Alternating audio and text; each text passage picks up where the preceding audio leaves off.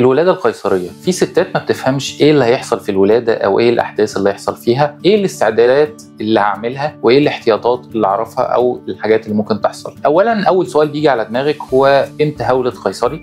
وقت الحمل تقريبا بيكون 40 ل 42 اسبوع. بنقول قبل 37 اسبوع دي ولادة مبكرة، طب وبعد 37 اسبوع دي ولادة عادية مكتملة وفترة حمل كاملة، ما فيهاش مشكلة خالص. لكن اجمالا الولاده القيصريه بتبقى في البكريه عند 39 اسبوع لو مفيش مشاكل خالص.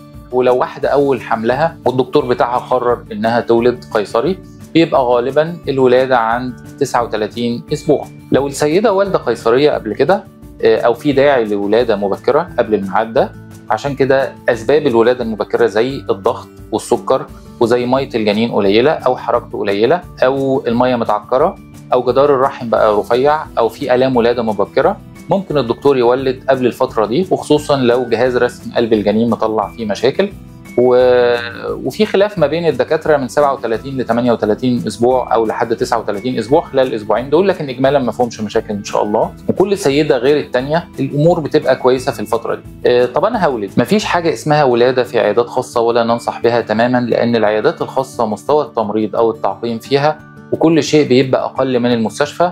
فحاليا في العصر اللي احنا فيه دلوقتي ما ينفعش اولد في عياده خاصه، لازم اولد في مستشفى وفي كيان طبي. في الوقت اللي احنا فيه ده زي ما قلنا ما عادش فيه ولاده في عيادات خاصه، لازم تكون مستشفى. المستشفى هل يشترط فيها وجود حاجات معينه زي مستوى كافي للنظافه؟ ده ضروري يكون موجود وتكفي جدا، مش شرط يكون فيها بنك دم الا لو في استعداد او في احتمال لنزيف او الانيميا قليله جدا، وممكن نحضر اكياس او منتجات الدم قبل الولاده. الدكتور برضو اللي بيحدد المستشفى او الاحتياجات اللي انت محتاجاها للولاده، سواء محتاجه فيها بنك دم او لا. لكن اغلب عمليات النساء والتوليد ما بنحتاجش عموما دم كتير، او لو احتاجنا بتبقى كميات بسيطه وبيكون بتحضير مسبق لانها ما بتبقاش حوادث يعني، ولكن غالبا ما بنحتاجش دم كتير فيها. اختيار الدكتور نفسه والثقه فيه هو اهم من المستشفى. يعني انا بثق في الدكتور وخلاص، وهو اللي قال لي المستشفى الفلانيه كويسه، خلاص يبقى اسمع كلامه واثق في اختياره واولد في المستشفى، لان ثقتي في الدكتور بتخليه بخبرته وسمعته بتخليه يقدر يختار المستشفى الكويسه اللي فيها الاحتياجات اللي انا محتاجاها، ما فيهاش مشاكل وما حصلش منها مشاكل قبل كده، والتعقيم فيها كويس والرعايه الطبيه فيها كويسه. قبل الولاده باسبوعين المفروض بنبتدي نعمل التحاليل اللي هي استعداد للولاده. ايه هي فايده التحاليل دي؟ عشان برضو الناس بتقول فيها مصاريف وفلوس والحاجات دي، لكن بنقول ان الولاده دي عباره عن عمليه، ما ينفعش واحده تبقى ماشيه في الشارع وتخرج تعمل عمليه، ده مش صحيح. لكن بنعمل التحاليل دي زي صوره الدم، وبنعمل وظائف كبد وظائف كلى، بنعمل تحليل بول كامل، وبنعمل زمن نسف وتجلط اللي هو التحليل بروثرومبين. وكل دكتور بيختلف من التاني في التحاليل الاساسيه اللي هو بيطلبها، لكن الاساسي بالنسبه ليها هو صوره الدم والفصيله وتحليل البول، طبعا ده مهم جدا. لكن بقيه التحاليل التانيه ممكن دكتور يطلبها او دكتور ما يطلبهاش قبل الولاده. طبعا المفروض الدكتور بتاعك يعرفك الكلام ده والتفاصيل دي كلها، ويديك قبل الولاده بيومين او 3 ده الجواب بتاع الدخول بتاع المستشفى، بيبقى على روشته من الدكتور نفسه وامتى ميعاد العمليه، ومعروف فيه التفاصيل المطلوبه اللي انت هتعمليها في المستشفى. هل المريضه محتاجه دم؟ هل المريضه محتوى مستوى اقامه معين في المستشفى؟ دكتور التخدير مين؟ الميعاد امتى؟ كل التفاصيل دي الدكتور بيوضحها لك.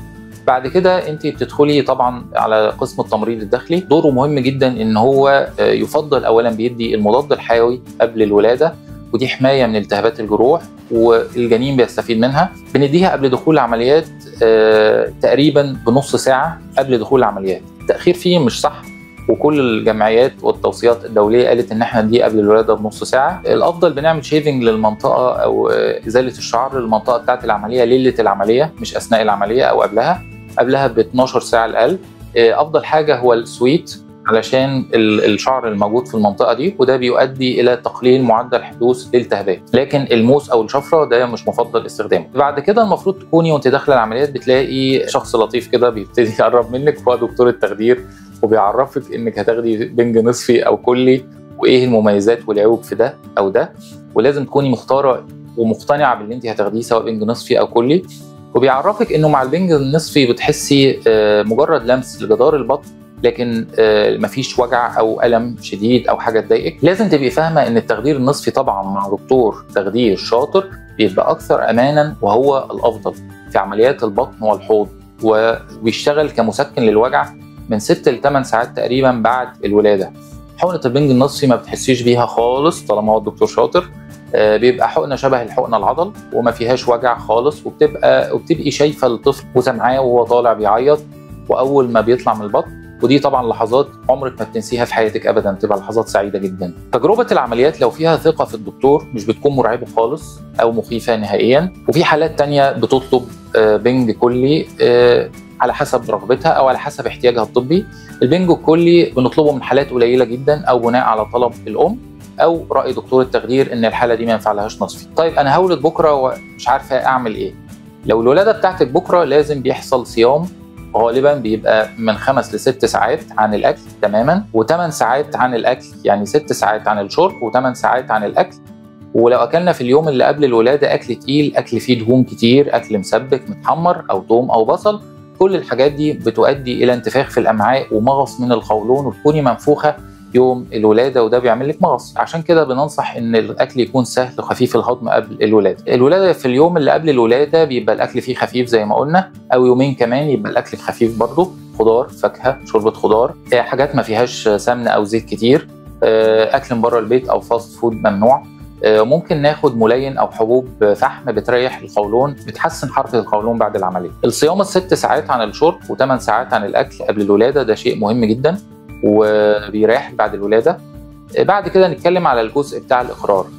الاقرار بتاع العمليه اللي بنمضيه عند الدخول العمليه بيعمل رعب للناس كتير. اقرار العمليه ده هو خطوه روتينيه لا تحمي الطبيب من اي حاجه خالص، لكن او قصر لو حصل تقصير فيه طبعا، لكن اغلب الدكاتره كويسين جدا ومهارتهم كويسه جدا والجراحين مستواهم كويس.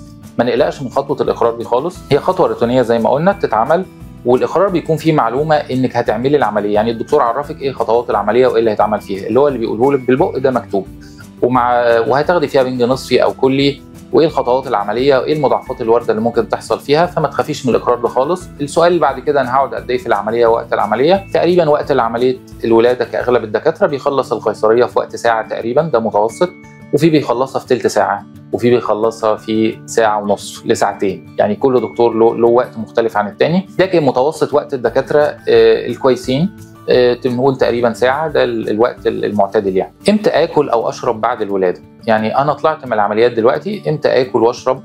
كل دكتور له سيناريو وله نظام مختلف في الاكل والشرب بعد الولاده. في دكتور بياكل بعد 8 ل 9 ساعات، وفي دكتور بياكل بعد الولاده 3 ساعات اول ما بيسمع حركه الامعاء بالسماعه، وفي دكتور بياكل تاني يوم يعني بيتاخر لحد 24 ساعه عن الاكل والشرب. طيب امتى اشرب؟ الشرب المفروض نبتدي نشرب على طول اول ما نسمع حركه الامعاء، وده غالبا بيبقى من 4 ل 5 ساعات بعد الولاده على طول بنبتدي نشرب، وكل دكتور له سيستم او نظام في شغله، لكن اجمالا بنبتدي نشرب بعد من 4 ل 5 ساعات بعد الولاده، والاكل يا اما يومها بالليل يا اما تاني يوم الصبح. مطلوب مننا يوم الولاده ان احنا نتحرك اسرع ما يمكن، يبقى نكون حريصين على الحركه كتير، وانك لو واخده بنج نصفي بتحسي بتنميل شويه بعد الولاده في الرجلين، وبتحسي بيه تقريبا لمده 6 ساعات، وفي الفتره دي ما تحسيش فيها بالم. نبتدي بعد كده نقوم ونتحرك. التمريض هو اللي بيقومك، ما ينفعش تقومي لوحدك او مامتك تقومي، لان ده خطر جدا وممكن يحصل دوخان او انخفاض في الضغط. التمريض هو اللي بيقومك. وما نتاخرش في المشي، لان ده بيعرضنا لا قدر الله لحدوث جلطات في الرجلين ممكن تجنبها. قسطره البول طبعا خطوه مهمه جدا لازم تركب في الولاده قبل الولاده، وبتتشال لما نضمن ان السيده قادره على ان تتحرك، انها تقوم تتحرك وتمشي عشان تقوم تعمل حمام بول. في سيدات بترفض، مش صح طبعا، لازم نركب قسطره البول، وقسطره البول ما تقلقيش منها، هي خطوه بسيطه. امتى بقى اروح او اخرج من المستشفى؟ لو انا عايز اروح، انا زهقت من المستشفى وعايز اروح وطفلك كويس، والموضوع المفروض الولاده اجمالا تاخد 24 ساعه، لكن لو انت كويسه وخلصتي جرعه العلاج بتاعك بالليل والامور تمام وماشيه كويس ودرجه الالم كويسه ومفيش نزيف ومفيش مشكله، ممكن نروح عادي يوم الولاده بالليل. وانت خارجه من المستشفى لازم بتاخدي من الطبيب المعالج روشته الخروج او العلاج المنزلي، ولازم يبقى معروف الفتره اللي هتاخدي العلاج فيها قد ايه. فصيله الدم بتاعتك تكونوا مراجعينها، هل ليكي حقنه RH ولا لا، او الفصيله هتتاخد اللي المفروض تتاخد في 3 ايام من الولاده ويفضل ناخدها اول يوم وانت موجوده في المستشفى. يعني تبقى عارفه ان لو الفصيله الRH بتاعتك سالب انك لازم هتاخدي حقنه الولاده يوم الولاده، وما تنسيهاش وتجيبيها معاكي من البيت او تشتريها من المستشفى. اول ما تيجي المستشفى لازم تاخديها. النقطه الثانيه الكير بتاع الطفل اول ما بيطلع دكتور النساء بيسلمه لدكتور الاطفال، ودكتور الاطفال هو اللي بيعمل له الكير بتاعه وبيطمن عليه، بيفحصه، بيستبعد وجود تشوهات او عيوب خلقيه فيه، ويشوف الروشته بتاعت يكتب لك الروشته بتاعت الطفل او الكير بتاعه، ازاي ترعيه، ازاي ترضعيه، هل هندي لبن صناعي ولا لا، هل مش محتاجين لبن صناعي. هو اللي بيقرر، طبيب الاطفال اللي بيقرر الموضوع ده. وقطره العين، بيكتب لك قطره عين، دي مهمه جدا. كل ده لازم تفهميه من دكتور الاطفال. مش شرط انك ممكن والدتك او جوزك يفهموا، يعني مش انت اللي تروحي لدكتور اطفال، ممكن والدتك او جوزك بيفهموا التعليمات منه وبيعرفوها لك بعدين، وبيكتب له العلاج اللي هيكمل عليه بعد الولاده ان شاء الله، ومواعيد المتابعه بتاعه الطفل، وايه هي علامات الخطر اللي المفروض تلجئي لدكتور اطفال فيها على طول، زي الصفرة وتغير اللون، النهجان، النوم كتير، الامساك. كل الاعراض دي لازم تاخدي منها للطفل. النقطه اللي بعد كده ميعاد فك الغرز. في دكتور بيجي يطمن على حضرتك ويقول لك تعالي لي بعد الولاده ب4 ايام يطمن على الجرح، وفي دكتور تاني بيسيب الجرح مقفول 7 ايام، وفي دكتور تاني بيسيب الجرح مقفول 10 ايام. كل ده مقبول وطبيا كويس، ما فيهوش مشكله خالص، وكل دكتور له نظام في شغله. عن نفسي بسيبه 10 ايام مقفول زي ما هو. اهم حاجه ما نجيبش على الجرح ميه او نبله او نستحمى نبله ميه. الجرح الفتره دي اهم حاجه الحركه فيه تبقى كويسه، لازم تتحركي كويس جدا في فتره البيت، وتزودي من شرب الميه اللي بعد الولاده. لازم نشرب ميه كتير، 3 لتر ميه ضروري جدا بعد الولاده، ونتحرك كتير، لان النوم في البيت وعلى السرير ده غلط جدا. وكل ما تنامي كل ما تحسي بوجع اكتر، ما تتحركي اكتر تحسي بوجع اقل. يعني احنا بنولد ولاده بدون الم، بيبقى يوم الولاده كويسه جدا ما شاء الله، وممكن تحسي بشده بسيطه، ودي علاجها الحركه. مجرد تقومي تتحركي وتمشي هتلاقي الوجع راح ان شاء الله. لكن مهما خدتي مسكنات وانت نايمه على السرير تحسي بوجع، والوجع مش هيروح. علاج الموضوع ده انك تبقي نشيطه وتتحركي وتشربي ميه كتير. بالنسبه لحزام البطن، ناس كتير برضو سالتنا على موضوع حزام البطن. هل كل سيده تولد تلبس حزام بطن وانت خارجه يوم الولاده بالليل مثلا؟ ممكن نلبس حزام، ده بيثبت جدار البطن، خصوصا لو في كحه او في مطبات كتير في الطريق وانت مروحه، او الوزن زايد كتير، البطن مشدوده لقدام. لكن لو مش موجود مفيش مشكله خالص، هو شيء مش اساسي.